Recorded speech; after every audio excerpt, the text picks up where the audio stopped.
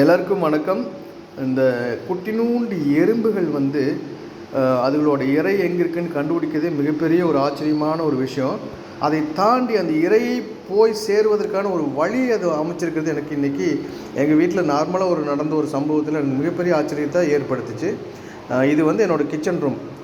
இந்த கிச்சனில் நார்மலாக சும்மா ஒரு நார்மலான ரூம் தான். இந்த ரூமில் இன்றைக்கி நான் பார்க்கும்போது ஒரு 3 கரப்பான் பூச்சி உயிரில்லாமல் கிடந்தது.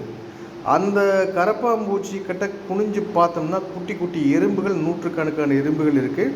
இந்த எறும்புகள் நார்மலாக என்னோடய வீட்டில் இல்லை, இது வரைக்கும் நான் பார்த்ததே கிடையாது. இன்றைக்கி தான் இந்த எறும்புகள் இருக்குது. அப்போ எனக்கு என்ன ஆச்சரியம்னா, இந்த எறும்புகள் எங்கேருந்து வந்துச்சு, இது கரப்பான் பூச்சி இங்கே கிடைக்கிறத எப்படி அதுக்கு கண்டுபிடிச்சது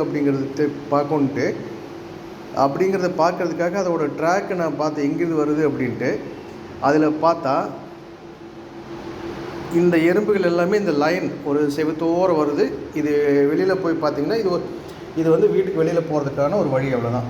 இப்படி போனால் இப்படி வீட்டுக்கு வெளியில் போகிறோம், நேராக போனால் டோர் ஓப்பன் பண்ணி வெளியில் போயிடலாம். பட் இந்த எறும்புகள் என்ன பண்ணுதுன்னு பார்த்தீங்கன்னா, இந்த செவத்தோரமே இப்படி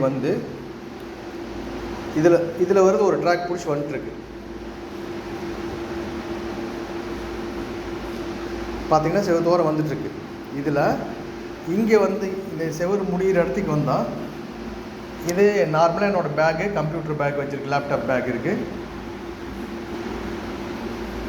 சரி, நான் இங்கே பேக்குக்குள்ளேருந்து வருது அப்படின்னு பார்த்தா ஒரு டவல் கிடக்குது.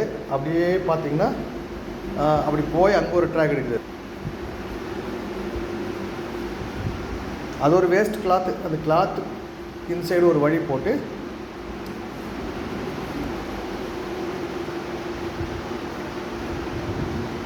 வந்துட்டு போயிட்டுருக்கு. பார்த்தீங்களா, அப்படியே போயிட்டு அந்த செவுத்தோரமே போய் அங்கே ஜஸ்ட் ஒரு தடை இருக்குது, சின்ன பாய் ஒன்று வச்சுருக்கு. அந்த பாயை கடந்து கூட மறுபடியும் அந்த செவுத்தோரமே போயிட்டுருக்கு.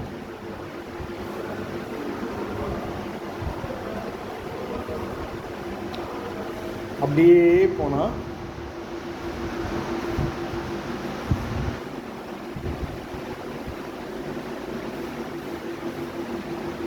பாருங்கள், அங்கெல்லாம் போயிட்டு பாருங்கள்.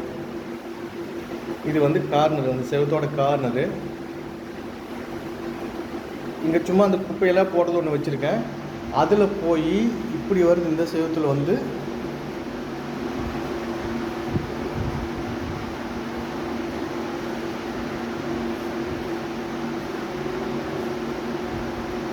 அதில் பார்த்தீங்கன்னா இதில் வீட்டுக்கு வெளியில் போகிற டோர். இந்த டோர் வழியாக போகுது. இது எவ்வளோ அதாவது யாருமே டிஸ்டர்ப் பண்ணாத மாதிரி ஒரு செவத்து ஓரமாகவே போய் வீட்டுக்கு வெளியிலேருந்து வருது. இது பார்த்திங்களா, இந்த சைடில் இப்படி வருது. இங்கே எங்கேயோ இருந்து அது எவ்வளோ அழகாக ஒரு ட்ராக் போட்டு போயிருக்கு. பார்த்திங்களா, எனக்கு பயம் ஆச்சரியம் இதை பார்த்துன்னு. அதாவது இங்கே வந்தால் இங்கேருந்து இப்படி நேராக இப்படி போயிட்டு அங்கே போயிடலாம். ஆனால் இது என்ன பண்ணுது, இந்த செவத்தோர் இப்படியே போய் அங்கே போய் அந்த கார்னரில் போய் அப்படி போய் இதுக்குன்னு ஒரு ட்ராக்கை போட்டு அப்புறம் இங்கே போய் இப்படி